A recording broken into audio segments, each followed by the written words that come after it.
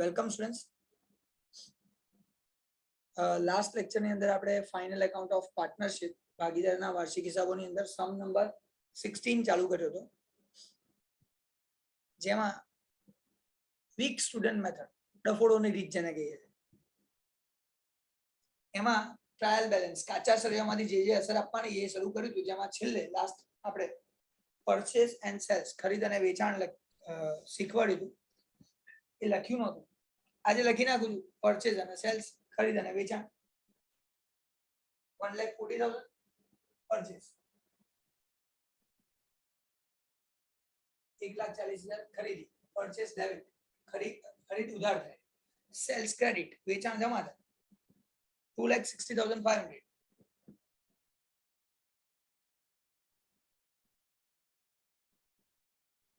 પતી ગયું, કમ્પ્લીટ. આટલું આપણે છેલ્લે તમને કહીને લેક્ચર ઓવર કર્યો હતો. આજે હજી ઘણી બધી આઈટમ છે જેમાં તમે જ આન્સર આપશો, કારણ કે વચ્ચે ઓલરેડી બીજા 2 લેક્ચર તમને કરાવી ચૂક્યો છું પરફેક્ટલી. મગજ દોડાવો. ચલો ક્રિશા, એના પછી વાંચતો.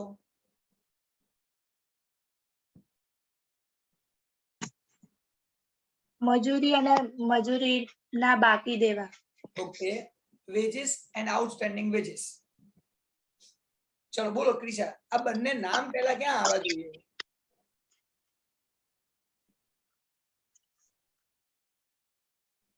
મજૂરી ક્યાં આવે, વેજીસ કઈ જગ્યાએ આવે?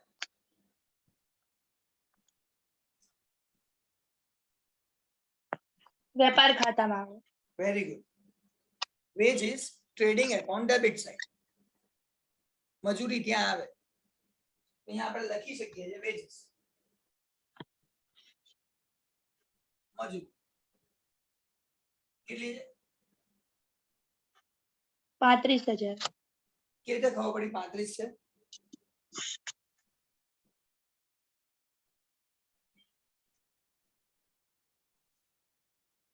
કે રીતે ખબર પડી 35 છે? 35,000 છે. આમાં તો બે આઈટમ આપી છે, કારણ કે એ ઉધાર સાઈડ આપેલી છે. હવે પરફેક્ટ બોલી. Debit, veggies debit, veggies debit, મજૂરી ઉધાર છે તો ઉધાર બાજુ વાળી રકમ એ હોય.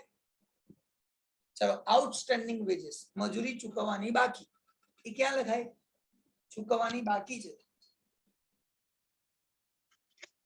પાકા સરવૈયામાં કઈ બાજુ? જમા. ચૂકવવાની બાકી મજૂરી મૂડી દેવા બાજુ. 2,000. શું કહેવાય? મૂડી દેવા બાજુ. મૂડી દેવા બાજુ.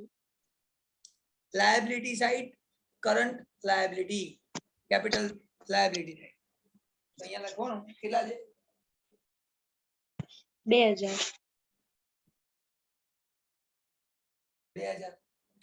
2,000. સિમ્પલ. એટલે ક્રેડિટ, જો આ જમા છે, ક્રેડિટ છે, શીખવાડ્યું છું. એટલે જમા વાળી રકમ હોય અને ચૂકવવાનું બાકી એટલે આપણું દેવું. પેએબલ, આઉટસ્ટેન્ડિંગ, ચૂકવવાનું બાકી. પેએબલ તો આપણા માટે લાયબિલિટી લખો અહીંયા. ચલો એના પછીની આઈટમ વાંચો સાહેબ.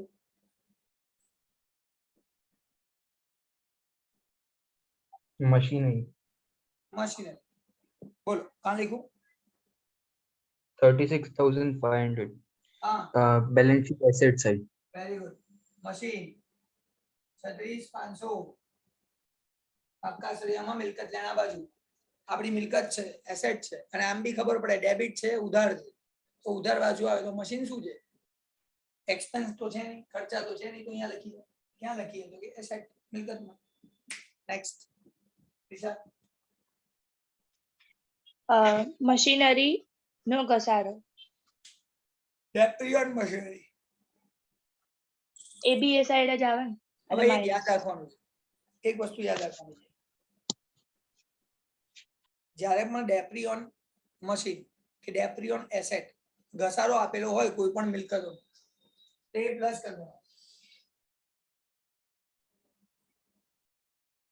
પહેલા પ્લસ કરી દેવાનો, આખો બંધ કરી, ચિંતા નહીં કરવાની. 35. 3500.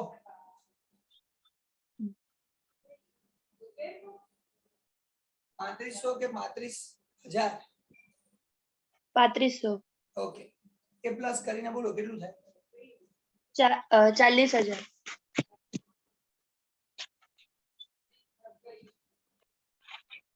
પતી. આ વસ્તુ ફિક્સ છે. એસેટ પર ડેપ્રિસિએશન ઘસારો આપેલો હોય તો પ્લસ કરી નાખો. પહેલું સ્ટેપ, કારણ કે ટ્રાયલ બેલેન્સ કાચા શ્રેયમાં આપે એટલે અહીંયા લખી નાખો, ચિંતા નહીં કરવાની. ચલો પછી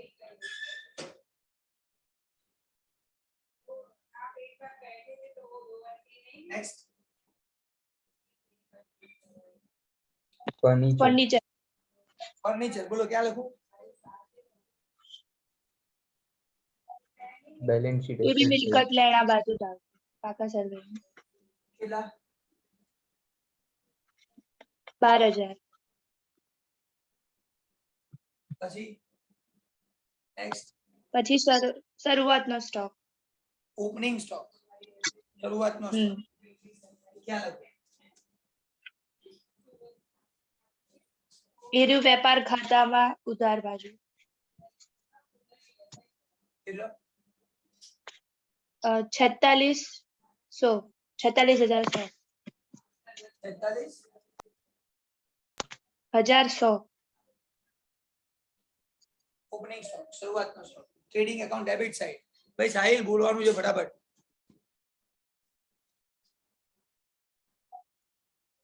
પ્રીપેડ ઇન્સ્યોરન્સ અગાઉથી ચૂકવેલ ઇન્સ્યોરન્સ વીમો.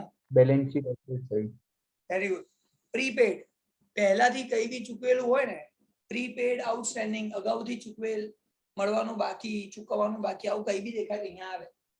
હવે વિચારવાનું શું આપણે આની અંદર કઈ બાજુ લખવાનું એ વિચારવાનું. તો જો અહીંયા ડેબિટ છે ઉધાર, તો આ બાજુ આવે સિમ્પલ. પ્રીપેડ અગાઉથી ચૂકવેલ કેટલા છે? 200 200 બસ પતી ગયું. ચાલો નેક્સ્ટ પગાર બોલો ક્યાં લખું? પગાર સેલરી એ વેપાર ખાતામાં આવે નફા નુકસાનમાં આવે પગાર. એ નફા નુકસાનમાં P&L ઉધાર બાજુ માં અલગ અલગ ભાગ પડે છે. Administrative expense, selling and distribution expense, financial expense, other expense. વહીવટી ખર્ચા, વેચાણ વિતરણ ખર્ચા, નાણાકીય ખર્ચા, અન્ય ખર્ચા, એવા 4 ભાગ પડે. એમાંથી આ પગાર સેલરી એ આપણા માટે એડમિનિસ્ટ્રેટિવ એક્સપેન્સ છે. વહીવટી ખર્ચ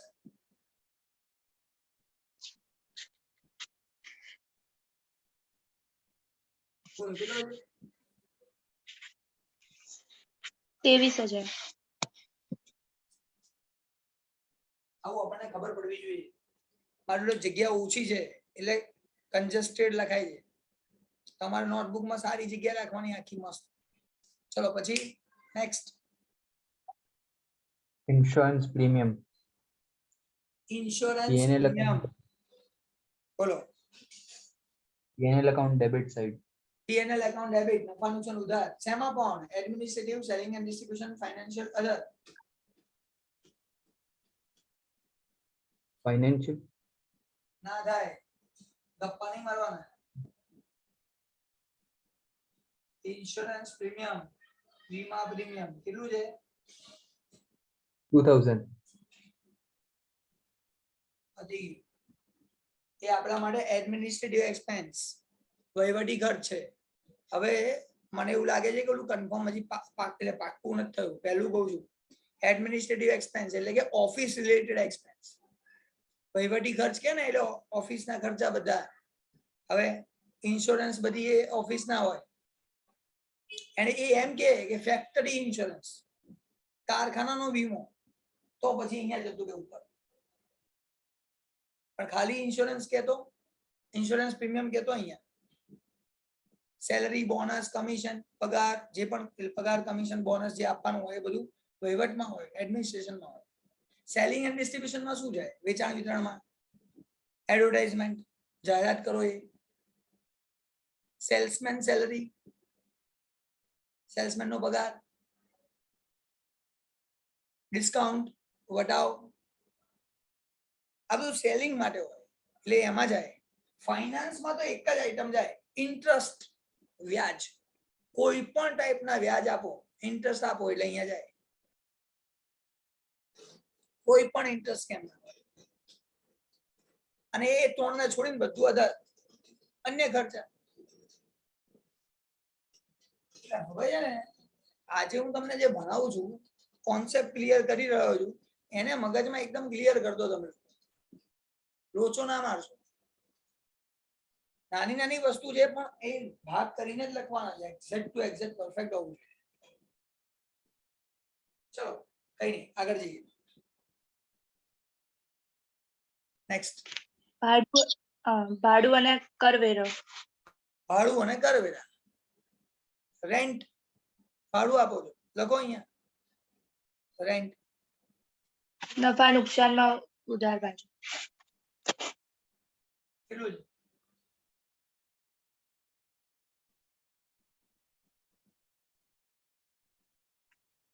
$2900.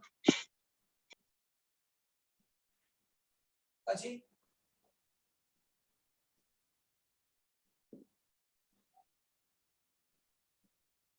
तो 12,000 नहीं है? मेरे को नहीं पता है, मैं नहीं बोला हूँ. 12,000 से भाड़ा. હા. ધ્યાનથી જુઓ. અચ્છા, મેં તમને લોકોને કીધું તું ખબર છે પેપરનું? પેપરમાં પૂછાયેલા ક્વેશ્ચન્સ ક્રિશા? હા. તો એવું પત્યું છે? કયા પેપરના? બધા જે બીજા બોર્ડના? ચેપ્ટર થઈ ગયા, આપણે જે ચેપ્ટર થઈ ગયા એના બોર્ડના પેપર્સ હા. બધા પતી ગયા છે કે બાકી છે હજી? આની પહેલાનું ચેપ્ટર હતું ને એના બાકી જ હતું. તો પૂરું કર બકા ફટાફટ. હા. હં? કારણ કે એ બહુ જરૂરી છે. અચ્છા, ચોપડીની અંદર ચોપડીમાં તારે બાજુમાં ક્વેશ્ચનની બાજુમાં લખવાનું કે આ ક્વેશ્ચન માર્ચ 18 નો છે, માર્ચ 19 માં બી પૂછાયો છે. એવું લિસ્ટ બનાવજે ચોપડીની અંદર, છોડતી નહીં. હા. હા એમ, નહીં તો લોચો પડશે પછી. હે ને? હા. સારું, ચાલ જોઈએ આગળ. એના પછી વાંચો. જાહેરાત ખર્ચા. જાહેરાત ખર્ચ, સેલિંગ એન્ડ ડિસ્ટ્રીબ્યુશન એક્સપેન્સ. જાહેરાત શું આમાં હતું એ કલર બદલી નાખો એટલે થોડું દેખાય કે આ જાહેરાત ચાલુ થઈ. Advertisement expense. જાહેરાત ખર્ચ કેટલો છે?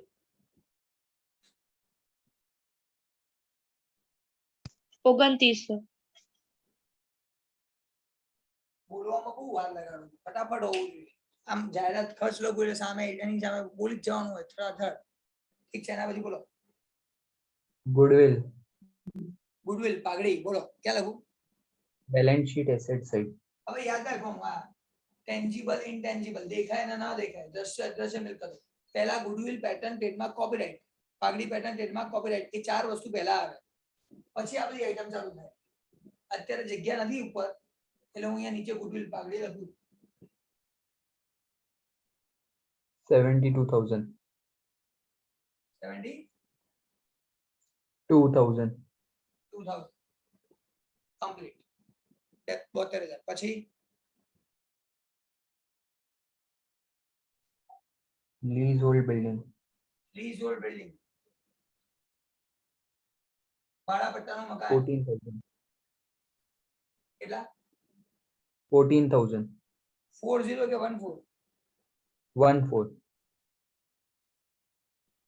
14,000, 14,000. એમાં બ્રેકેટ આપ્યું છે એ પછીની વાત છે, અત્યારે વિચારવાનું નહીં. પછી Leela's loan. લીલા લોન, 8% લોન. 8% લોન ઓફ લીલા. લીલાની લોન 30,000. લખી નાખી 20,000. પતી ગયું. બધી આઈટમ પતી ગઈ. હવે આટલી એન્ટ્રી તો કરતો આરામથી, ચિંતા કર્યા 20 વગર. ને 30 30,000. અચ્છા 30.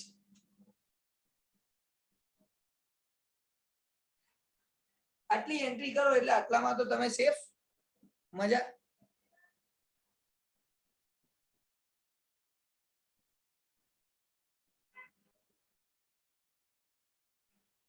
તો સ્ટુડન્ટ્સ હવે આપણે ટ્રાયલ બેલેન્સ તો કમ્પ્લીટ થઈ ગયું ને. હવે વાત આવે છે એડજસ્ટમેન્ટ હવાલાની. નીચે એડિશનલ ઇન્ફોર્મેશન વધારાની માહિતી જોઈએ. ચલો પહેલું શું લખ્યું છે વાંચો.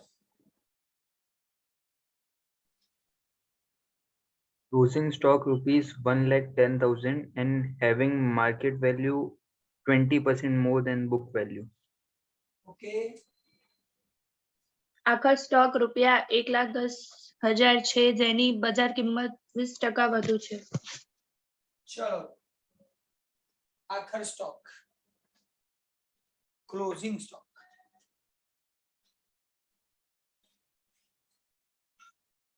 $1,10,000 but its market value 20% more. એની બજાર કિંમત 20% વધારે છે. આમાં 20% પ્લસ કરવાના.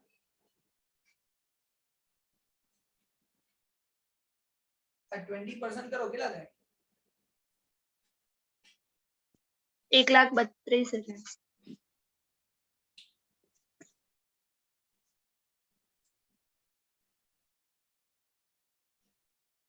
$22,000 પ્લસ થાય અને આટલા થાય. આ છે માર્કેટ વેલ્યુ, બજાર કિંમત.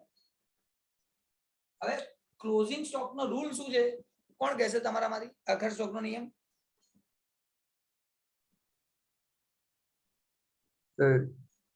क्लोजिंग स्टॉक का रूल है कि जो भी वैल्यू बुक वैल्यू या फिर मार्केट वैल्यू जो लेस हुए वही रिकॉर्ड होती है. બરાબર. આ બે કિંમત આપી, આ બંનેમાંથી જે ઓછી હોય એ લખવાની. આવો નિયમ છે. હવે ઓછી કેટલી છે તો કે 1,10,000 1,10,000 રૂપિયા. હવે આને લખવાનું કે તો બે જગ્યા છે. એન્ટ્રી બે થાય. એક ટ્રેડિંગ એકાઉન્ટ ક્રેડિટ વેપાર ખાતામાં જમા થાય. ક્લોઝિંગ સ્ટોક આખર સ્ટોક કેટલો તો કે 1,10,000 1,10,000. અને બીજું બેલેન્સ શીટ પાકા સરિયામાં અહીંયા ક્લોઝિંગ સ્ટોક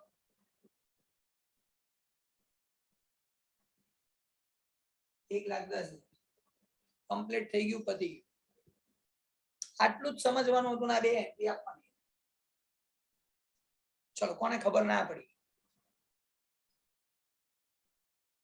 અચ્છા કોને ખબર પડી? मुझे મને હા તો સારું. એટલે સાંભળો છો એ કન્ફર્મ છે એટલે આવો ક્વેશ્ચન પૂછ્યો. ચલો નેક્સ્ટ આગળ જોઈએ. હજી બીજું એડજસ્ટમેન્ટ વાંચો. બીજો અવાજ.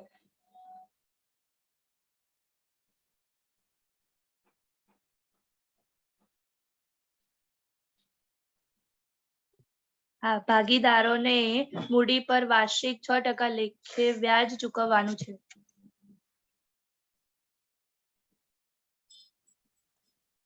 per annum 6% interest is payable on partners capital. Okay.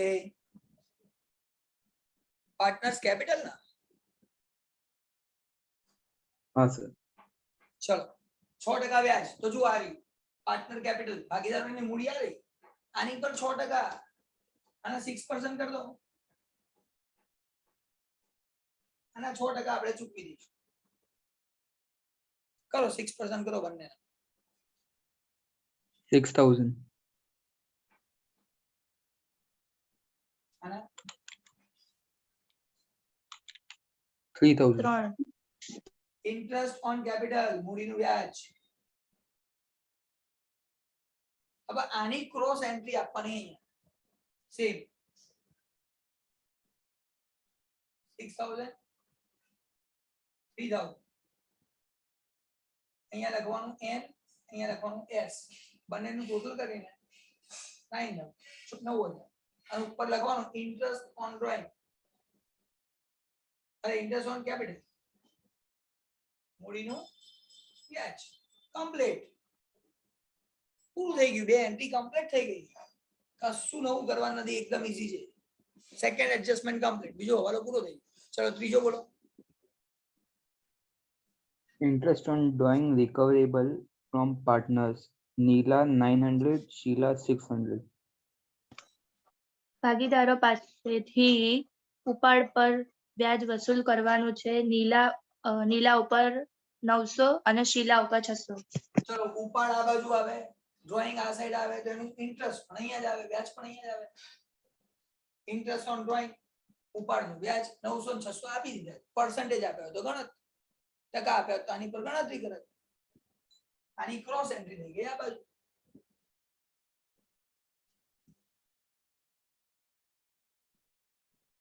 $1500 Neela Sheila interest on drawing ઉપાડનું વ્યાજ પતી ગયો. સમ બે એન્ટ્રી કરી દીધી.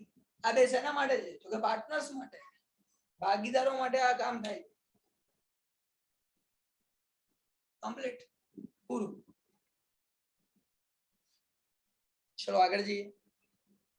Next. Provide 5% bad debt reserve on debtors. દેવાદારો પર 5% ગાલખાદ અનામતની જોગવાઈ કરો. લો અહીંયા આપ્યું છે ડેટર્સ, કસ્ટમર, ગ્રાહક 90,000, એની પર 5% કરવાના. હવે જગ્યા જ નથી તો આને ઉઠાઈ લઈએ બહાર. કેટલા હતા આમાં? 90,000. હા 90,000 તે 90,000 કસ્ટમર, ગ્રાહકો 90,000, એની પર 10%, અરે 5%, 5%. ચલો bad debt minus bad debt 5% ના.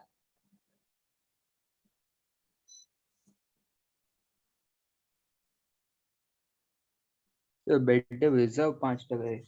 Bad debt Okay, के लिए bad debt बोलेंगे. reserve. ગાલખાદ અનામત 5% ગણી નાખી. બોલો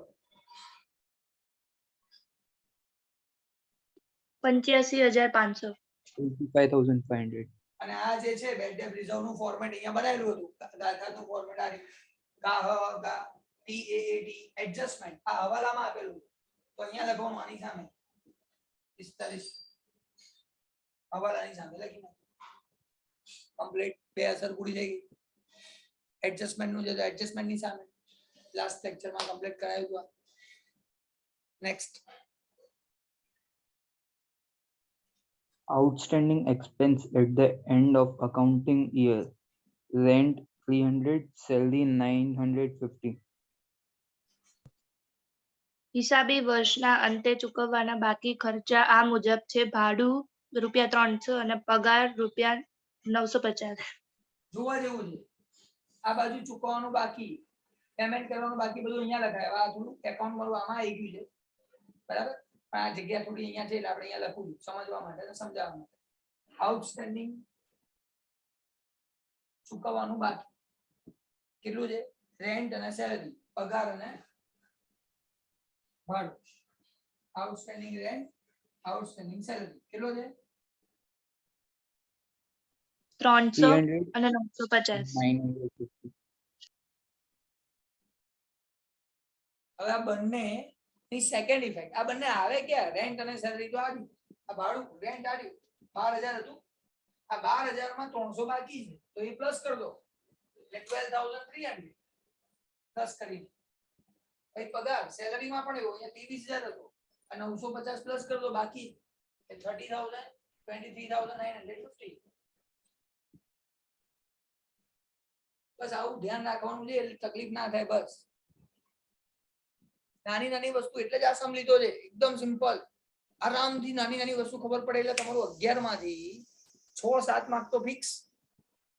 બાકી આખી મહેનત બાકીના થોડા થોડા માર્ક્સ માટે. ચલો આગળ જઈએ. Next. Provide depreciation 10% on machinery, 5% on furniture.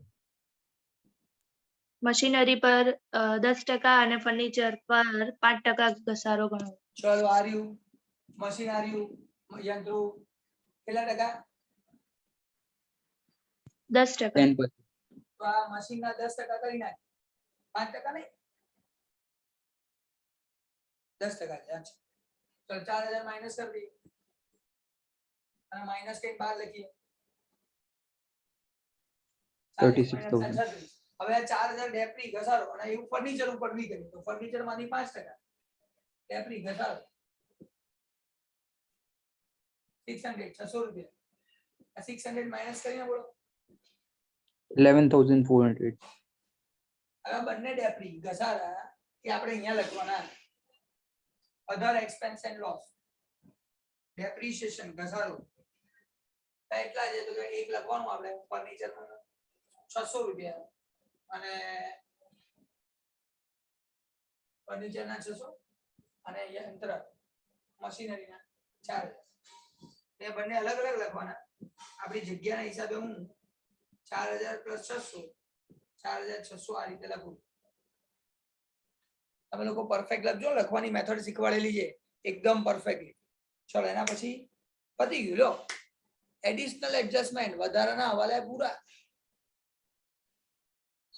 હવે વાત આવે છે હિડન એડજસ્ટમેન્ટ છુપા હવાલા જે છુપાયેલા છે ને દેખાતા નથી એવા તો એના માટે આપણે 4 ક્વેશ્ચન પૂછવાના છે કોઈને ખબર કયા 4 ક્વેશ્ચન થી ખબર પડી જાય કે આ હિડન એડજસ્ટમેન્ટ છે છુપો હવાલો છે હા કાચા સરવૈયામાં કૌંસ આપેલા હોય એ very good bracket percentage date કૌંસ ટકા તારીખ અને મોસ્ટ